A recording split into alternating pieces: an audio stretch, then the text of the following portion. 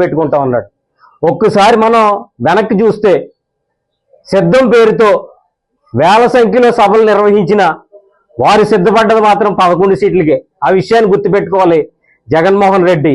మీరు చూపించే జనం కేవలం అది కల్పితం మాత్రమే తప్ప ఇంకోటి కాదన్న విషయాన్ని రాష్ట్ర ప్రజలు గమనించారన్న ఆ విషయం 11 సీట్లే అర్థం చేస్తా ఉంది. మరి అలాగే మీరు మాట్లాడితే మొన్న అదే ఆ కాన్వాయ్లో ఒక వ్యక్తి పెద్ద ఫ్లెక్స్ పెట్టుకుని రప్ప రప్ప నరుకుతామని చెప్పి మేము అధికారంలోకి వస్తే అని చెప్పి చెప్తా ఉన్నారు. దాన్ని మీరు సపోర్ట్ చేస్తా ఉన్నారు. ఈరోజు చెప్తా ఉన్నాం, ఇంకా 4 సంవత్సరాలు ఉమ్మడి ప్రభుత్వం అధికారంలో ఉందన్న విషయాన్ని మీరు గమనించండి. ఎందుకంటే మీరు అధికారంలోకి వస్తే రప్ప రప్ప నరికేస్తే ఇక్కడ 4 సంవత్సరాలు అధికారంలో ఉంటే ఉన్నటువంటి ప్రభుత్వం ఏం చేయగలదో ఒకసారి అర్థం చేసుకోండి.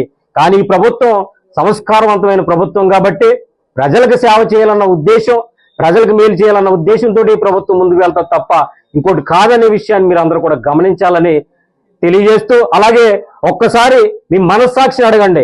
మీ 5 సంవత్సరాల కాలంలో పెన్షన్ మీరు ఎంత ఇచ్చారు, 1 సంవత్సర కాలంలో పెన్షన్ మేము ఎంత ఇచ్చాం, అలాగే అమ్మఒడి పేరుతో మీరేం చేశారు, తల్లికి వందనం పేరుతో మేము ఎంత ఇచ్చామో ఒక్కసారి మీ మనస్సాక్షిని అడగండి.